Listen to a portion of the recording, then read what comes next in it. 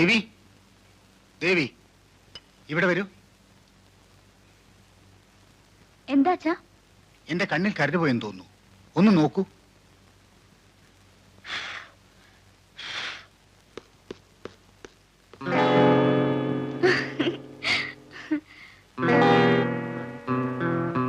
അച്ഛന്റെ കണ്ണിലൊരു കരട് പോയി. ഞാൻ എടുക്കായിരുന്നു.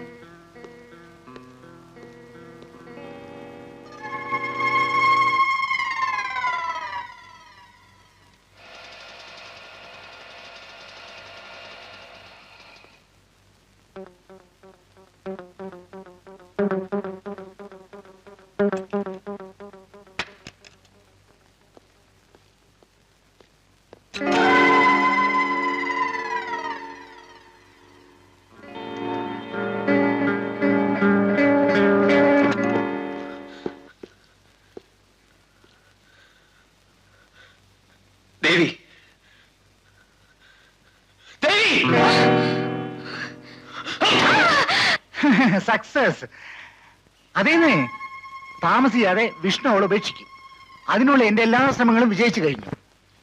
യെസ്, വിഷ്ണുവിന് അവളിലുള്ള വിശ്വാസം നഷ്ടപ്പെട്ടുകൊണ്ടിരിക്കുകയാണ്. ഇനി ഡൈവോഴ്സ് എപ്പോഴാണ് നോക്കിയാൽ മതി. അത് കഴിഞ്ഞാൽ നിങ്ങളുടെ മകളുമായുള്ള വിഷ്ണുവിന്റെ വിവാഹം. ഒക്കെ നടക്കും. അക്കാര്യം ഞാൻ ഏറ്റു.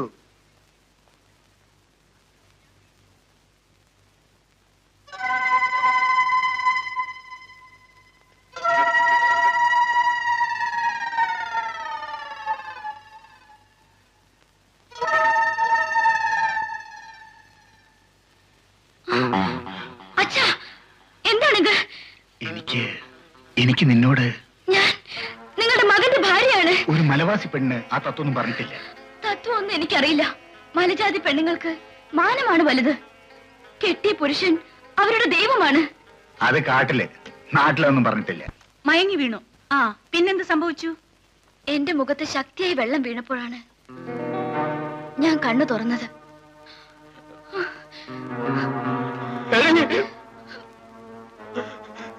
എന്നെ വഞ്ചിച്ചു. എന്റെ ഡാഡിയുടെ കണക്കൂട്ടലുകളെല്ലാം ശരിയാ.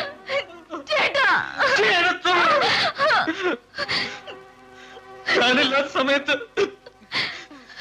നീ എന്റെ ഡാഡിയെ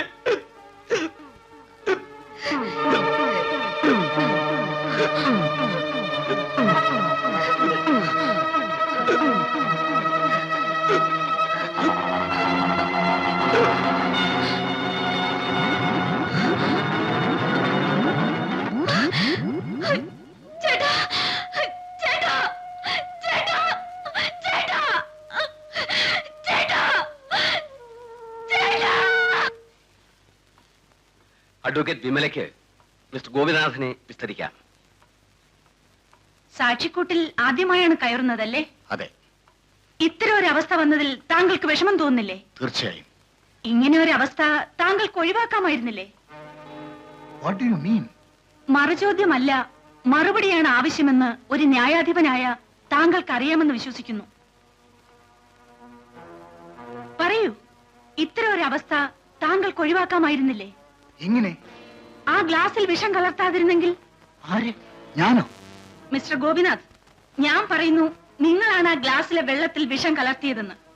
അതിന് സാക്ഷികളും ഉണ്ട്. ഉണ്ടാവില്ല. സാക്ഷി വന്നാൽ നിങ്ങൾ സമ്മതിക്കുമല്ലേ? ഏത് സാക്ഷി? ഒരു സാക്ഷിയുമില്ല. അപ്പോൾ ഞാൻ ആ സാക്ഷിയെ വിളിക്കാൻ പോകുന്നു. വേണ്ട വിമലെ, ഞാൻ പറയാം. ദേവി, ദേവി, ദേവി, ദേവി.